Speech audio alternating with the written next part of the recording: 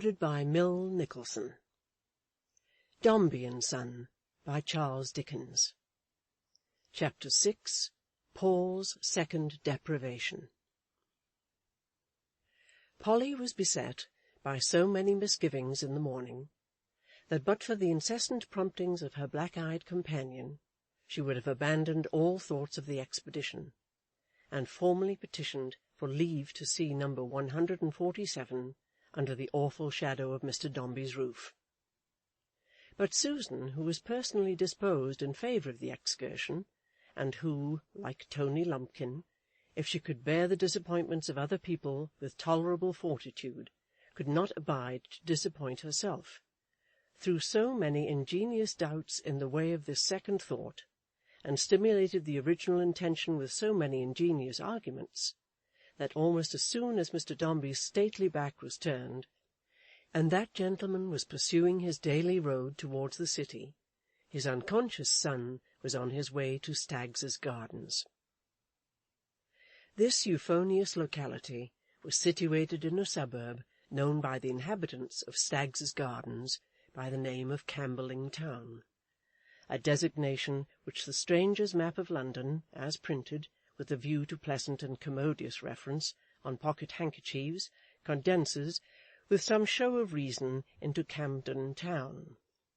Hither the two nurses bent their steps, accompanied by their charges, Richards carrying Paul, of course, and Susan leading little Florence by the hand, and giving her such jerks and pokes from time to time as she considered it wholesome to administer. The first shock of a great earthquake had, just at that period, rent the whole neighbourhood to its centre. Traces of its course were visible on every side. Houses were knocked down, streets broken through and stopped, deep pits and trenches dug in the ground, enormous heaps of earth and clay thrown up, buildings that were undermined and shaking, propped by great beams of wood. Here a chaos of carts, overthrown and jumbled together, lay topsy-turvy at the bottom of a steep, unnatural hill. There confused treasures of iron, soaked and rusted in something that had accidentally become a pond. Everywhere were bridges that led nowhere, thoroughfares that were wholly impassable, Babel towers of chimneys wanting half their height, temporary wooden houses and enclosures in the most unlikely situations, carcasses of ragged tenements and fragments of unfinished walls and arches, and piles of scaffolding, and wildernesses of bricks, and giant forms of cranes and tripods straddling above nothing. There were 100,000 shapes and substances of incompleteness, wildly mingled out of their places, upside down, burrowing in the earth, aspiring in the air, mouldering in the water, and unintelligible as any dream. Hot springs and fiery eruptions, the usual attendants upon earthquakes, lent their contributions of confusion to the scene.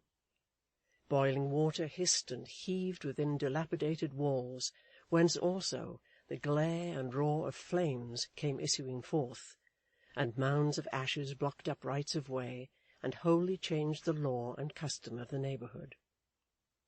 In short, the yet unfinished and unopened railroad was in progress, and from the very core of all this dire disorder trailed smoothly away upon its mighty course of civilization and improvement. But as yet the neighbourhood was shy to own the railroad. One or two bold speculators had projected streets, and one had built a little, but had stopped among the mud and ashes to consider farther of it. A brand-new tavern, redolent of fresh mortar and size, and fronting nothing at all, had taken for its sign the Railway Arms, but that might be rash enterprise, and then it hoped to sell drink to the workmen. So the excavator's house of call had sprung up from a beer-shop, and the old established ham and beef shop had become the railway eating-house, with a roast leg of pork daily, through interested motives of a similar immediate and popular description. Lodging-house keepers were favourable in like manner, and for the like reasons were not to be trusted. The general belief was very slow. there were frowsy fields, and cow-houses, and dung-hills, and dust-heaps, and ditches, and gardens, and summer-houses, and carpet-beating grounds at the very door of the railway. Little tumuli of oyster-shells in the oyster-season, and of lobster-shells in the lobster-season, and of broken crockery and faded cabbage-leaves in all seasons, encroached upon its high places. Posts and rails and old cautions to trespassers, and backs of mean houses, and patches of wretched vegetation, stared it out of countenance. Nothing was the better for it, or thought of being so. If the miserable waste ground lying near it could have laughed, it would have laughed it to scorn, like many of the miserable neighbours. Stagg's Gardens was uncommonly incredulous. It was a little row of houses, with little squalid patches of ground before them, fenced off with old doors, barrel staves, scraps of tarpaulin, and dead bushes, with bottomless tin kettles and exhausted iron fenders thrust into the gaps. Here the Stagg's gardeners trained scarlet beans, kept fowls and rabbits, erected rotten summer-houses, one was an old boat, dried clothes, and smoked pipes. Some were of opinion that Stagg's Gardens derived its name from a deceased capitalist, one Mr. Staggs, who had built it for his delectation. Others, who had a natural taste for the country, held that it dated from those rural times when the antlered herd, under the familiar denomination of Staggses, had resorted to its shady precincts.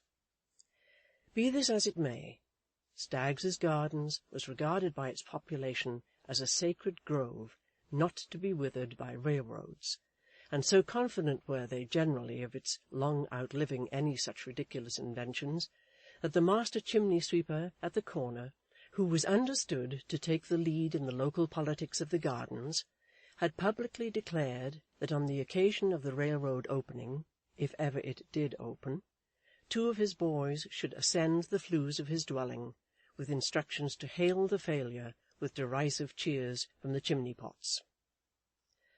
To this unhallowed spot, the very name of which had hitherto been carefully concealed from Mr. Dombey by his sister, was little Paul now borne by fate and Richards. "That's my house, Susan," said Polly, pointing it out. "Is it indeed, Mrs. Richards?" said Susan, condescendingly. "And there's my sister Jemima at the door, I do declare," cried Polly, "with my own sweet precious baby in her arms." The sight added such an extensive pair of wings to Polly's impatience, that she set off down the gardens at a run, and bouncing on Jemima, changed babies with her in a twinkling, to the unutterable astonishment of that young damsel, on whom the heir of the Dombeys seemed to have fallen from the clouds. "Why, Polly!" cried Jemima. "You! What a turn you have given me! Who'd have thought it? Come along in, Polly. How well you do look, to be sure! The children will go half wild to see you, Polly, that they will."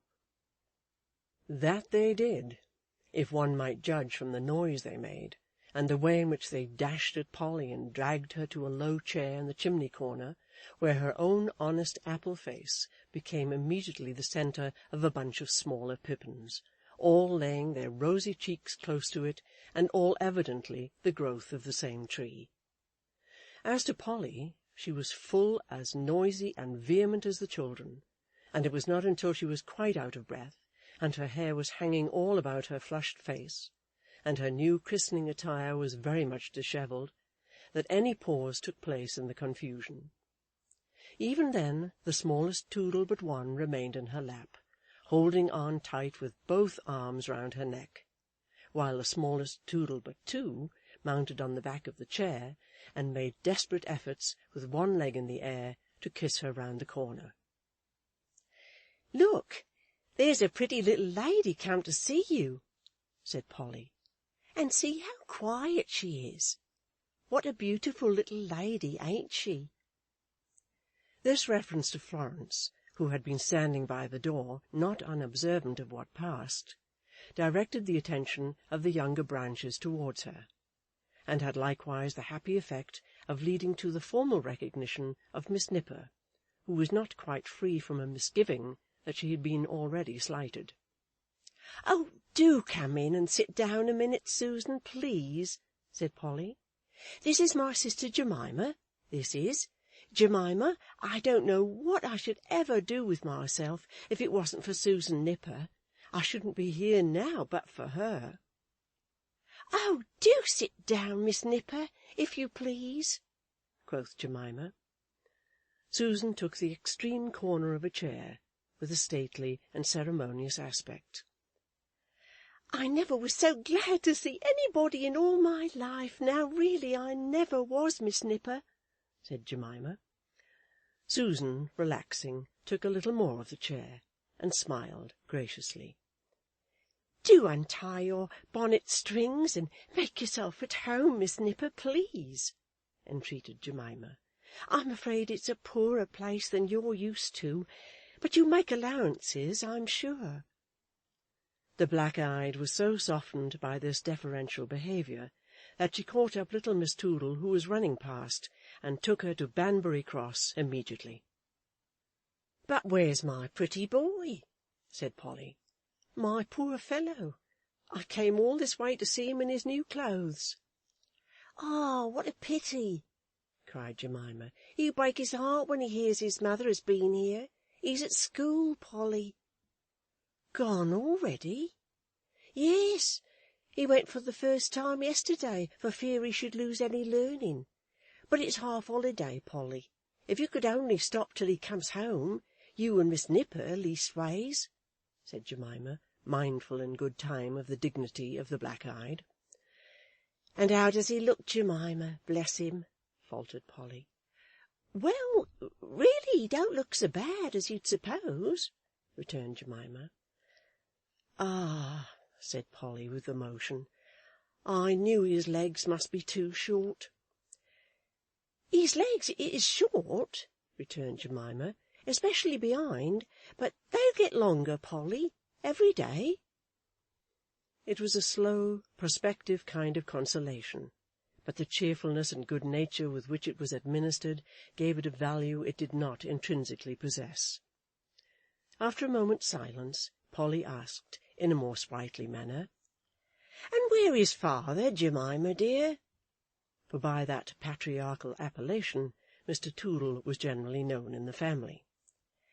"There again," said Jemima. "What a pity! Father took his dinner with him this morning, and isn't coming home till night. But he's always talking of you, Polly, and telling the children about you, and is the peaceablest, patientest, best-temperedest soul in the world, as he always was and will be." "Thank ye, Jemima," cried the simple Polly, delighted by the speech and disappointed by the absence.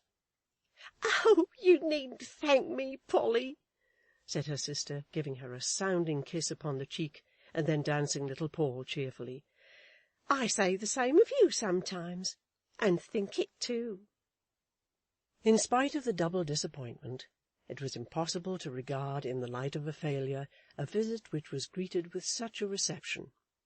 So the sisters talked hopefully about family matters, and about Byler, and about all his brothers and sisters, while the black-eyed, having performed several journeys to Banbury Cross and back, took sharp note of the furniture, the Dutch clock, the cupboard, the castle on the mantelpiece with red and green windows in it, susceptible of illumination by a candle-end within, and the pair of small black velvet kittens, each with a lady's reticule in its mouth, regarded by the Staggs's gardeners as prodigies of imitative art.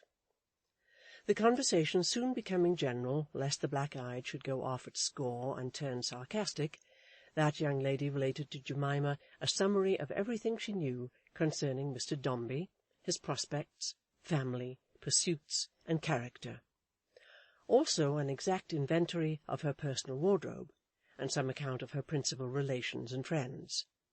Having relieved her mind of these disclosures, she partook of shrimps and porter, and evinced a disposition to swear eternal friendship. Little Florence herself was not behindhand in improving the occasion.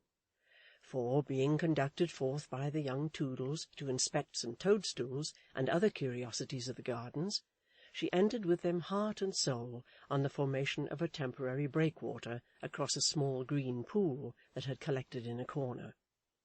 She was still busily engaged in that labour, when sought and found by Susan, who, such was her sense of duty, even under the humanizing influence of shrimps, delivered a moral address to her, punctuated with thumps, on her degenerate nature, while washing her face and hands, and predicted that she would bring the grey hairs of her family in general with sorrow to the grave. After some delay, occasioned by a pretty long confidential interview above stairs on pecuniary subjects, between Polly and Jemima, an interchange of babies was again effected, for Polly had all this time retained her own child, and Jemima little Paul, and the visitors took leave.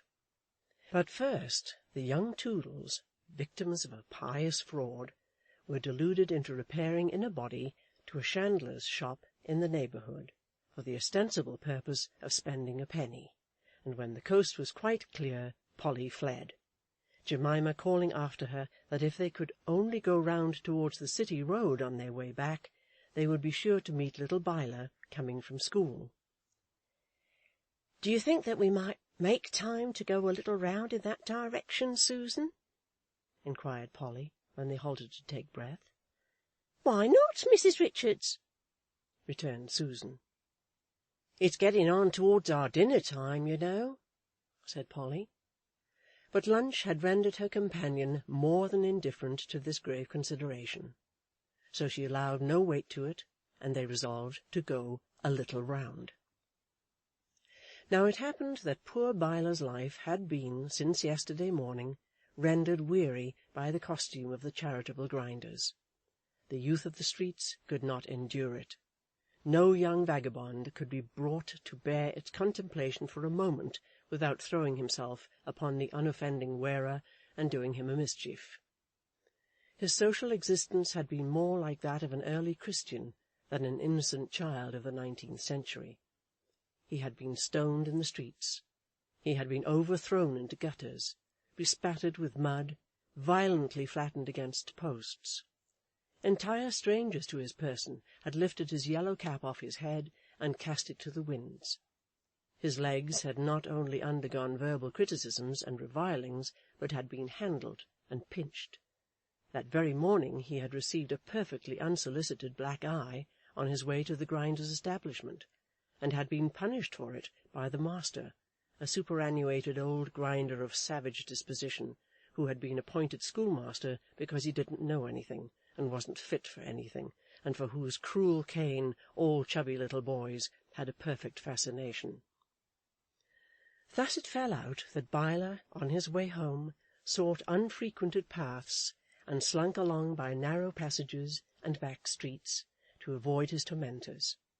Being compelled to emerge into the main road, his ill fortune brought him at last where a small party of boys, headed by a ferocious young butcher, were lying in wait for any means of pleasurable excitement that might happen.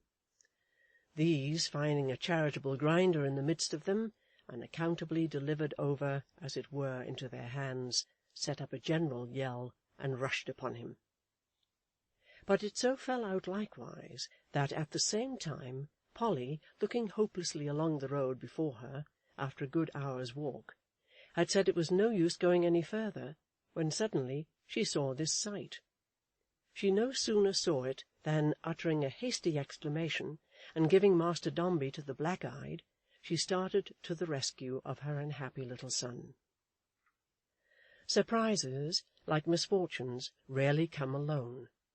The astonished Susan Nipper and her 2 young charges were rescued by the bystanders from under the very wheels of a passing carriage before they knew what had happened, and at that moment, it was market day, a thundering alarm of "Mad Bull" was raised. With a wild confusion before her, of people running up and down, and shouting, and wheels running over them, and boys fighting, and mad bulls coming up, and the nurse in the midst of all these dangers being torn to pieces, Florence screamed and ran. She ran till she was exhausted, urging Susan to do the same. and then, stopping and wringing her hands as she remembered they had left the other nurse behind, found, with a sensation of terror not to be described, that she was quite alone. "Susan! Susan!" cried Florence, clapping her hands in the very ecstasy of her alarm. "Oh, where are they? Where are they?" "Where are they?" said an old woman, coming hobbling across as fast as she could from the opposite side of the way. "Why did you run away from them?" "I was frightened," answered Florence. "I didn't know what I did. I thought they were with me. Where are they?" The old woman took her by the wrist and said, "I'll show you." She was a very ugly old woman, with red rims round her eyes, and a mouth that mumbled and chattered of itself when she was not speaking. She was miserably dressed, and carried some skins over her arm.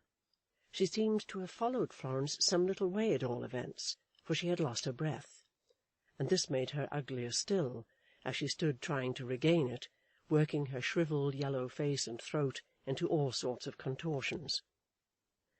Florence was afraid of her, and looked hesitating up the street, of which she had almost reached the bottom. It was a solitary place, more a back road than a street, and there was no one in it but herself and the old woman. "You needn't be frightened now," said the old woman, still holding her tight. "Come along with me." I don't know you. What's your name?" asked Florence. "Mrs. Brown," said the old woman. "Good Mrs. Brown." "Are they near here?" asked Florence, beginning to be led away. "Susan ain't far off," said good Mrs. Brown, "and the others are close to her." "Is anybody hurt?" cried Florence. "Not a bit of it," said good Mrs. Brown. The child shed tears of delight on hearing this, and accompanied the old woman willingly, though she could not help glancing at her face as they went along, particularly at that industrious mouth, and wondering whether bad Mrs. Brown, if there were such a person, was at all like her. They had not gone far, but had gone by some very uncomfortable places, such as brick fields and tile yards, when the old woman turned down a dirty lane, where the mud lay in deep black ruts in the middle of the road. She stopped before a shabby little house, as closely shut up as a house that was full of cracks and crevices could be. Opening the door with a key she took out of her bonnet, she pushed the child before her into a back room, where there was a great heap of rags of different colours lying on the floor, a heap of bones, and a heap of sifted dust or cinders, but there was no furniture at all, and the walls and ceiling were quite black. The child became so terrified that she was stricken speechless, and looked as though about to swoon. "Now don't be a young mule," said good Mrs. Brown, reviving her with a shake. "I'm not going to hurt you. Sit upon the rags." Florence obeyed her, holding out her folded hands in mute supplication. "I'm not a-going to keep you even above an hour," said Mrs. Brown. "Do you understand what I say?" The child answered with great difficulty, "Yes." "Then," said good Mrs. Brown, taking her own seat on the bones, "don't vex me. If you don't, I tell you I won't hurt you. But if you do, I'll kill you. I could have killed you at any time, even if you was in your own bed at home. Now, let's know who you are, and what you are, and all about it." The old woman's threats and promises, the dread of giving her offence, and the habit, unusual to a child, but almost natural to Florence now, of being quiet and repressing what she felt and feared and hoped, enabled her to do this bidding, and to tell her little history, or what she knew of it. Mrs. Brown listened attentively until she had finished. "So, your name's Dombey, eh?" said Mrs. Brown. I want that pretty frock, Miss Dombey," said good Mrs. Brown, "and that little bonnet, and a petticoat or two, and anything else you can spare. Come, take 'em off." Florence obeyed as fast as her trembling hands would allow, keeping all the while a frightened eye on Mrs. Brown. When she had divested herself of all the articles of apparel mentioned by that lady, Mrs. B. examined them at leisure, and seemed tolerably well satisfied with their quality and value. She said, running her eyes over the child's slight figure. "I don't see anything else, except the shoes. I must have the shoes, Miss Dombey." Poor little Florence took them off with equal alacrity, only too glad to have any more means of conciliation about her. The old woman then produced some wretched substitutes from the bottom of the heap of rags, which she turned up for that purpose, together with the girl's cloak, quite worn out and very old, and the crushed remains of a bonnet that had probably been picked up from some ditch or dunghill. In this dainty raiment she instructed Florence to dress herself, and as such preparation seemed a prelude to her release, the child complied with increased readiness, if possible. In hurriedly putting on the bonnet, if that may be called a bonnet, which was more like a pad to carry loads on, she caught it in her hair, which grew luxuriantly, and could not immediately disentangle it. Good Mrs. Brown whipped out a large pair of scissors, and fell into an unaccountable state of excitement.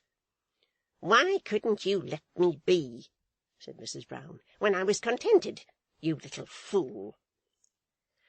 "I beg your pardon. I don't know what I've done," panted Florence. I couldn't help it." "Couldn't help it?" cried Mrs. Brown. "How do you expect I can help it? Why, Lord," said the old woman, ruffling her curls with a furious pleasure, "anybody but me would have had 'em all first of all." Florence was so relieved to find that it was only her hair and not her head which Mrs. Brown coveted, that she offered no resistance or entreaty, and merely raised her mild eyes towards the face of that good soul. "If I hadn't once had a gal of my own, beyond seas now, that was proud of her hair," said Mrs. Brown, "I'd have had every lock of it. She's far, far away. She's far away. Oh, oh!" Mrs. Brown's was not a melodious cry, but, accompanied with a wild tossing up of her lean arms, it was full of passionate grief, and thrilled to the heart of Florence, whom it frightened more than ever. It had its part, perhaps, in saving her curls, for Mrs. Brown, after hovering about her with the scissors for some moments, like a new kind of butterfly, bade her hide them under the bonnet, and let no trace of them escape to tempt her. Having accomplished this victory over herself, Mrs. Brown resumed her seat on the bones, and smoked a very short black pipe, mowing and mumbling all the time, as if she were eating the stem. When the pipe was smoked out, she gave the child a rabbit skin to carry, that she might appear the more like her ordinary companion, and told her that she was now going to lead her to a public street whence she could inquire her way to her friends. But she cautioned her, with threats of summary and deadly vengeance in case of disobedience, not to talk to strangers, nor to repair to her own home, which may have been too near for Mrs. Brown's convenience, but to her father's office in the city, also to wait at the street corner, where she would be left, until the clock struck 3. These directions Mrs. Brown enforced with assurances that there would be potent eyes and ears in her employment, cognizant of all she did, and these directions Florence promised faithfully and earnestly to observe.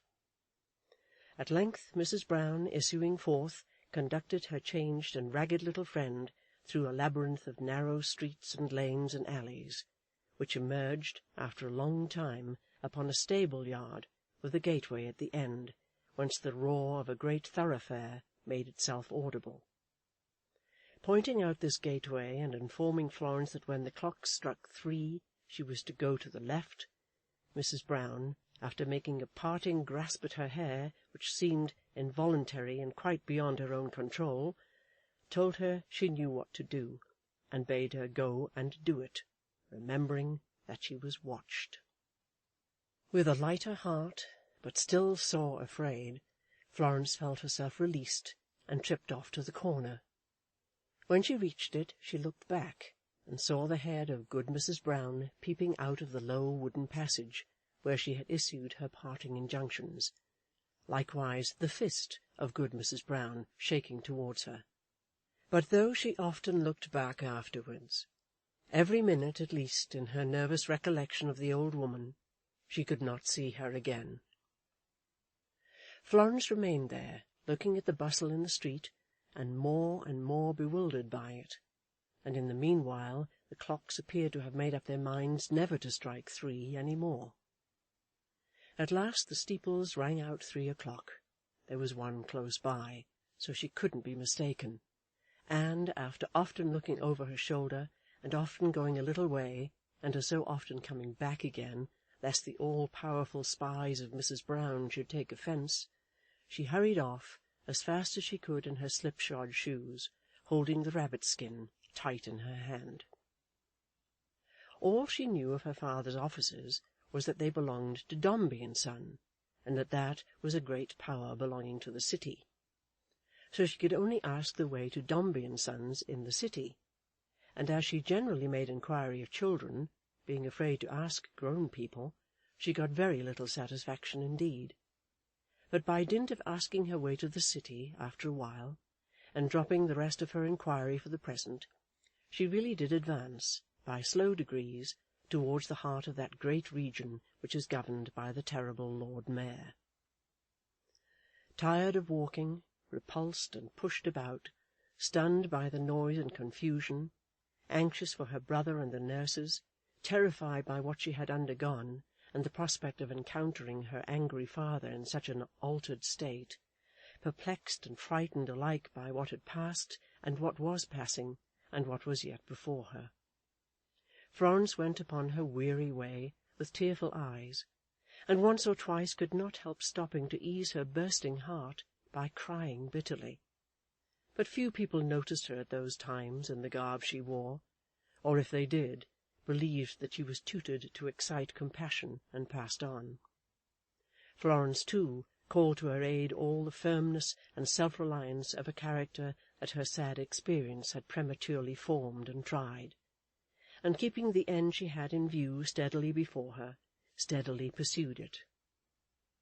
It was full 2 hours later in the afternoon than when she had started on this strange adventure, when, escaping from the clash and clangor of a narrow street full of carts and waggons, she peeped into a kind of wharf or landing-place upon the river-side, where there were a great many packages, casks, and boxes strewn about, a large pair of wooden scales, and a little wooden house on wheels, outside of which, looking at the neighbouring masts and boats, a stout man stood whistling, with his pen behind his ear and his hands in his pockets, as if his day's work were nearly done.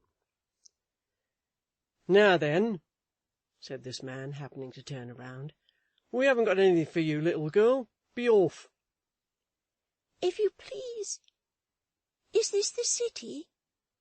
asked the trembling daughter of the Dombeys. "Ah, it's the city. You know that well enough, I dare say. Be off. We haven't got anything for you."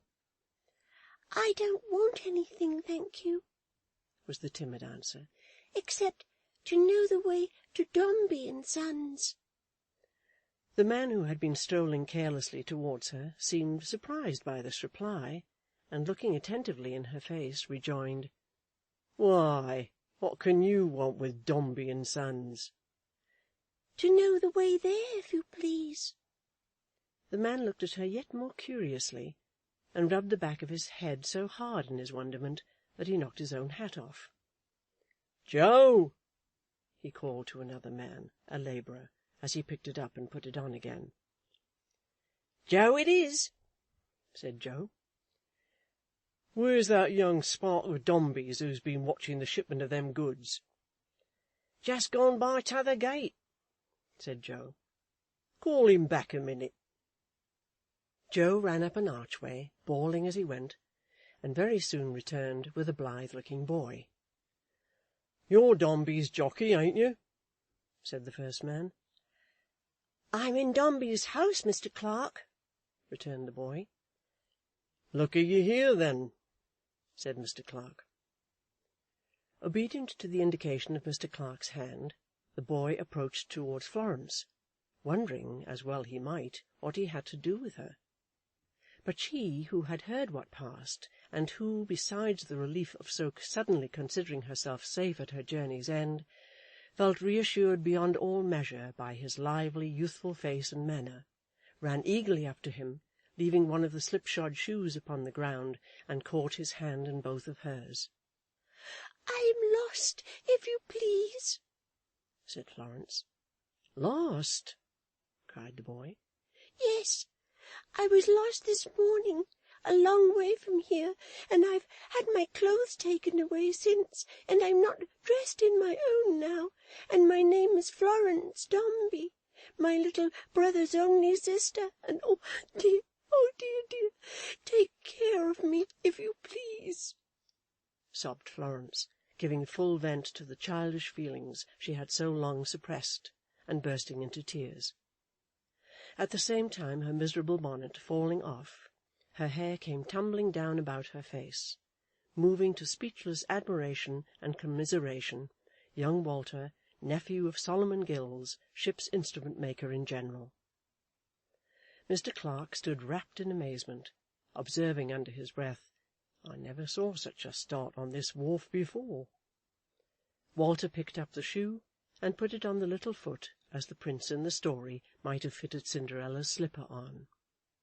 He hung the rabbit-skin over his left arm, gave the right to Florence, and felt, not to say, like Richard Whittington. That is a tame comparison, but like St. George of England, with the dragon lying dead before him. "Don't cry, Miss Dombey," said Walter, in a transport of enthusiasm. "What a wonderful thing for me that I am here! You are as safe now as if you were guarded by a whole boat's crew of picked men from a man-of-war. Oh, don't cry." "I won't cry any more," said Florence. "I'm only crying for joy." "Crying for joy," thought Walter, "and I'm the cause of it. Come along, Miss Dombey. There's the other shoe off now. Take mine, Miss Dombey." "No, no, no," said Florence, checking him in the act of impetuously pulling off his own. "These do better. These do very well." "Why, to be sure," said Walter, glancing at her foot. "Mine are a mile too large. What am I thinking about? You never could walk in mine. Come along, Miss Dombey. Let me see the villain who will dare molest you now." So Walter, looking immensely fierce, led off Florence, looking very happy, and they went arm in arm along the streets, perfectly indifferent to any astonishment that their appearance might or did excite by the way. It was growing dark and foggy, and beginning to rain too, but they cared nothing for this, being both wholly absorbed in the late adventures of Florence, which she related with the innocent good faith and confidence of her years, while Walter listened as if, far from the mud and grease of Thames Street, they were rambling alone among the broad leaves and tall trees of some desert island in the tropics, as he very likely fancied, for the time, they were. "Have we far to go?" asked Florence at last, lifting up her eyes to her companion's face. "Ah, by the by," said Walter, stopping, let me see. Where are we? Oh, I know. But the offices are shut up now, Miss Dombey. There's nobody there. Mr. Dombey's gone home long ago. I suppose we must go home too, or stay. Suppose I take you to my uncle's, where I live. It's very near here. Go to your house in a coach to tell them you are safe, and bring you back some clothes. Won't that be best?" "I think so," answered Florence. "Don't you? What do you think?" As they stood deliberating in the street, a man passed them, who glanced quickly at Walter as they went by, as if he recognized him, but seeming to correct that first impression, he passed on without stopping. "Why, I think it's Mr. Carker," said Walter. "Carker in our house. Not Carker our manager, Miss Dombey. The other Carker, the junior. Hello, Mr. Carker!" "Is that Walter Gay?" said the other, stopping and returning. "I couldn't believe it, with such a strange companion." As he stood near a lamp, listening with surprise to Walter's hurried explanation, he presented a remarkable contrast to the two youthful figures arm in arm before him. He was not old, but his hair was white, his body was bent or bowed as if by the weight of some great trouble, and there were deep lines in his worn and melancholy face. The fire of his eyes, the expression of his features, the very voice in which he spoke, were all subdued and quenched, as if the spirit within him lay in ashes. He was respectably, though very plainly, dressed in black, but his clothes, moulded to the general character of his figure, seemed to shrink and abase themselves upon him, and to join in the sorrowful solicitation which the whole man from head to foot expressed, to be left unnoticed and alone in his humility. And yet his interest in youth and hopefulness was not extinguished with the other embers of his soul, for he watched the boy's earnest countenance as he spoke, with unusual sympathy, though with an inexplicable show of trouble and compassion, which escaped into his looks, however hard he strove to hold it prisoner. When Walter, in conclusion, put to him the question he had put to Florence, he still stood glancing at him with the same expression, as if he had read some fate upon his face, mournfully at variance with his present brightness. "What do you advise, Mr. Carker?" said Walter, smiling. "You always give me good advice, you know, when you do speak to me. That's not often, though." "I think your own idea is the best," he answered, looking from Florence to Walter and back again.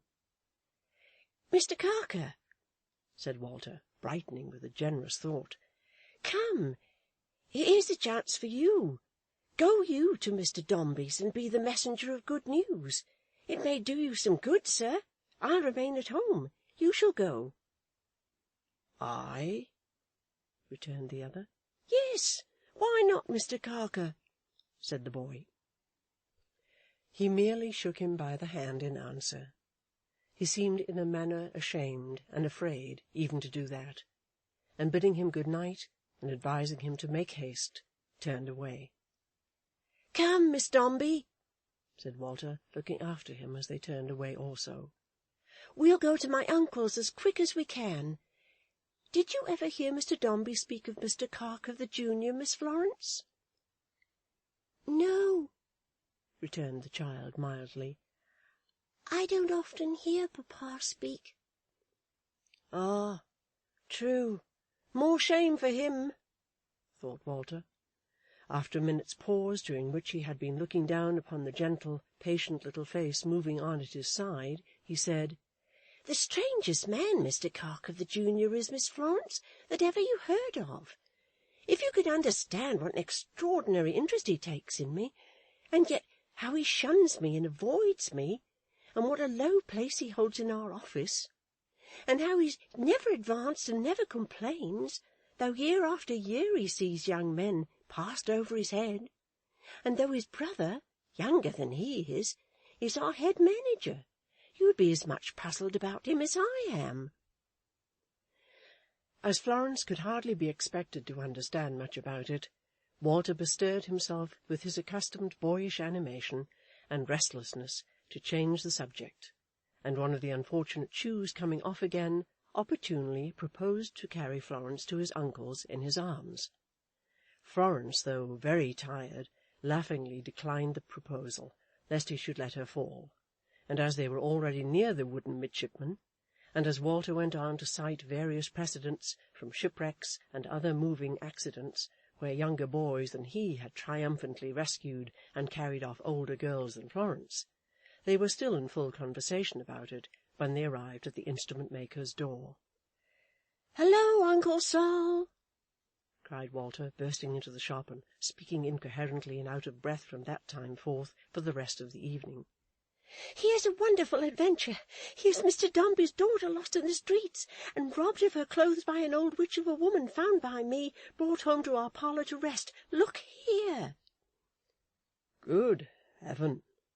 said Uncle Sol, starting back against his favourite compass case. "It can't be. Well, "No, nor anybody else," said Walter, anticipating the rest. "Nobody would, nobody could, you know. Here, just help me lift the little sofa near the fire, will you, Uncle Sol? Take care of the plates. Cut some dinner for her, will you, Uncle? Throw those shoes under the grate. Miss Florence, put your feet on the fender to dry. How damp they are! Here's an adventure, Uncle, eh? God bless my soul, how hot I am!" Solomon Gills was quite as hot, by sympathy, and in excessive bewilderment.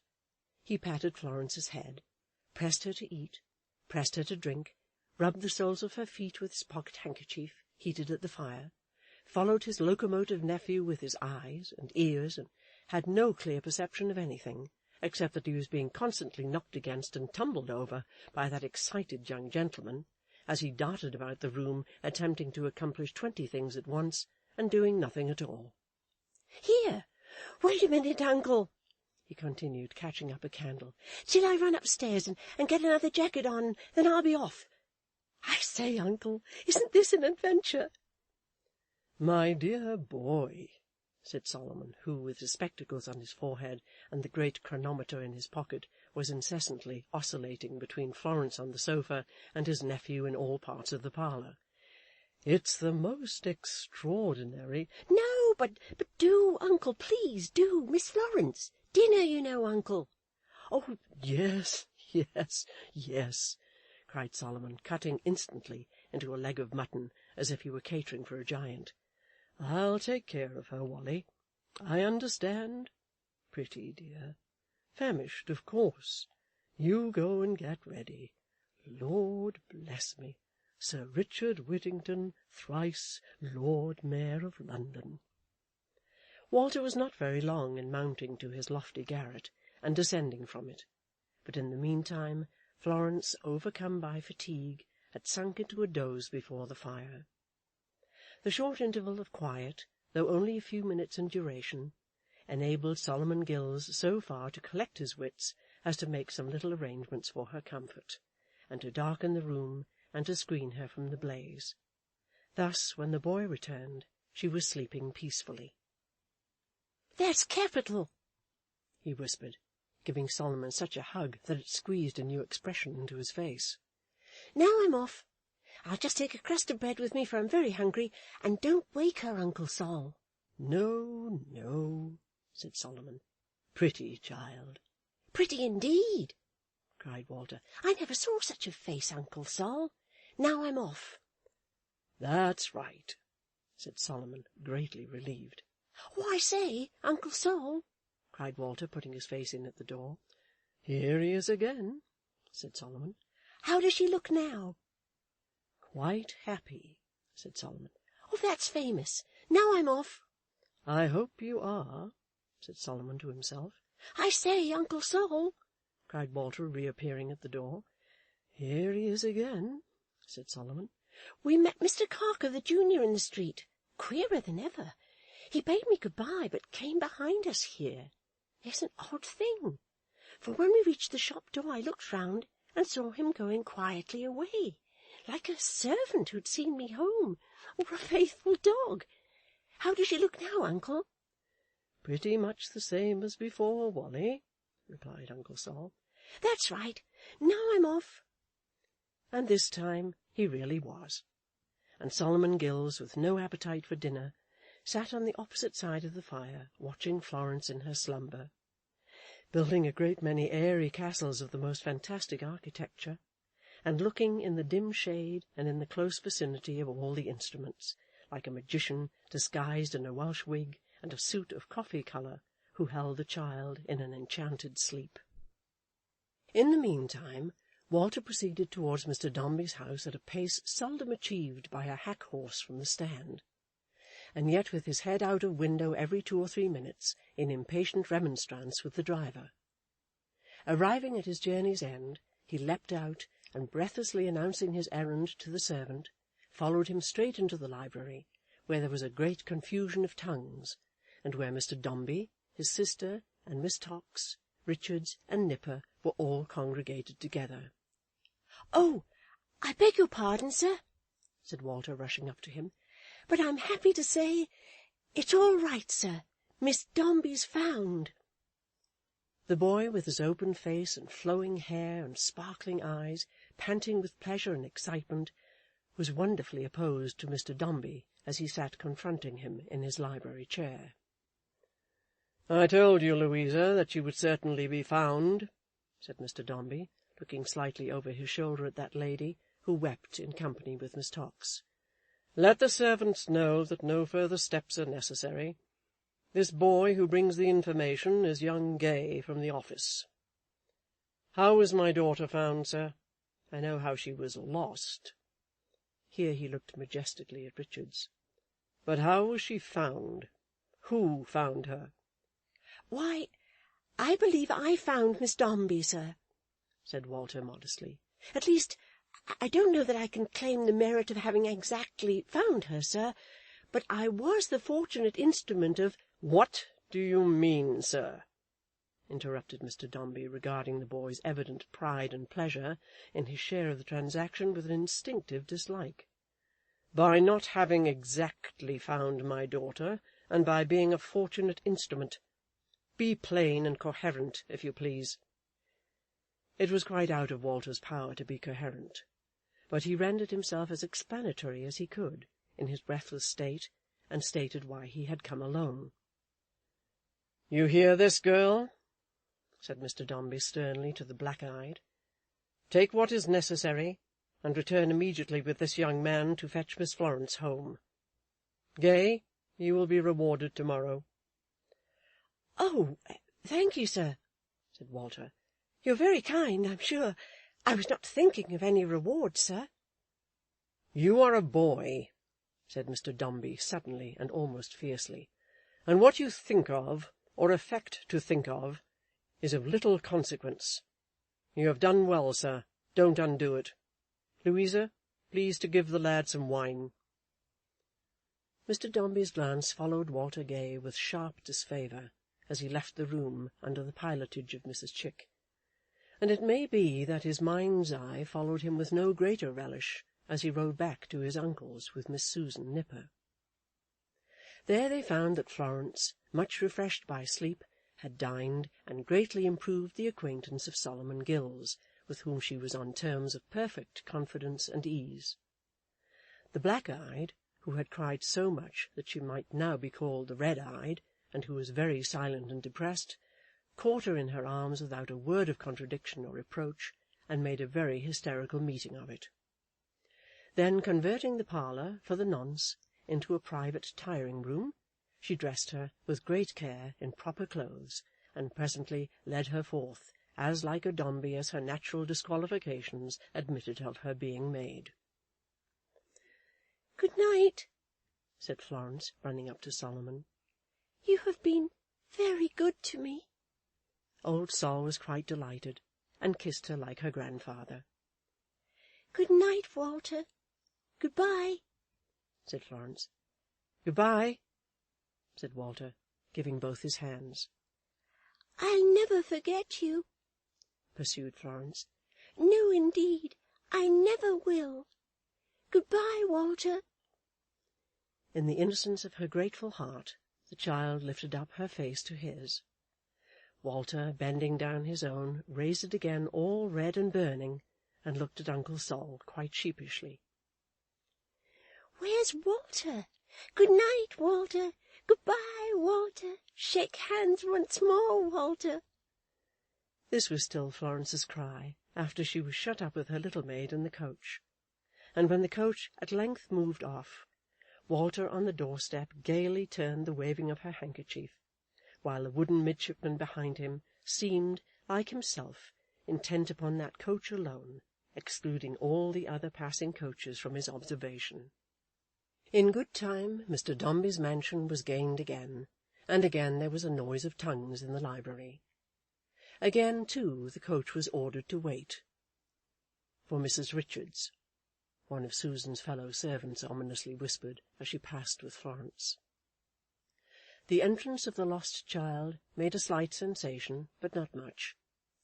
Mr. Dombey, who had never found her, kissed her once upon the forehead, and cautioned her not to run away again, or wander anywhere with treacherous attendants. Mrs. Chick stopped in her lamentations on the corruption of human nature, even when beckoned to the paths of virtue by a charitable grinder, and received her with a welcome something short of the reception due to none but perfect Dombeys. Miss Tox regulated her feelings by the models before her. Richards, the culprit Richards, alone poured out her heart in broken words of welcome, and bowed herself over the little wandering head as if she really loved it. "Ah, Richards," said Mrs. Chick with a sigh, "it would have been much more satisfactory to those who wish to think well of their fellow creatures, and much more becoming in you, if you had shown some proper feeling in time for the little child that is now going to be prematurely deprived of its natural nourishment." "Cut off," said Miss Tox in a plaintive whisper, "from one common fountain." "If it was my ungrateful case," said Mrs. Chick solemnly, "and I had your reflections, Richards, I should feel as if the charitable grinder's dress would blight my child, and the education choke him." For the matter of that, but Mrs. Chick didn't know it, he had been pretty well blighted by the dress already, and as to the education, even its retributive effect might be produced in time, for it was a storm of sobs and blows. "Louisa," said Mr. Dombey, "it is not necessary to prolong these observations. The woman is discharged and paid. You leave this house, Richards, for taking my son, said Mr. Dombey, emphatically repeating these two words, into haunts and into society which are not to be thought of without a shudder. As to the accident which befell Miss Florence this morning, I regard that as, in one great sense, a happy and fortunate circumstance, inasmuch as, but for that occurrence, I never could have known, and from your own lips too, of what you had been guilty. I think, Louisa, the other nurse, the young person," here Miss Nipper sobbed aloud, "being so much younger and necessarily influenced by Paul's nurse, may remain. Have the goodness to direct that this woman's coach is paid to—" Mr. Dombey stopped and winced. "To Staggs's Gardens." Polly moved towards the door, with Florence holding to her dress, and crying to her in the most pathetic manner not to go away. It was a dagger in the haughty father's heart, an arrow in his brain, to see how the flesh and blood he could not disown clung to this obscure stranger, and he sitting by. Not that he cared to whom his daughter turned, or from whom turned away. The swift, sharp agony struck through him as he thought of what his son might do. His son cried lustily that night, at all events. Sooth to say, poor Paul had better reason for his tears than sons of that age often have, for he had lost his second mother, his first, so far as he knew, by a stroke as sudden as that natural affliction which had darkened the beginning of his life. At the same blow, his sister too, who cried herself to sleep so mournfully, had lost as good and true a friend. But that is quite beside the question. Let us waste no words about it. End of chapter 6.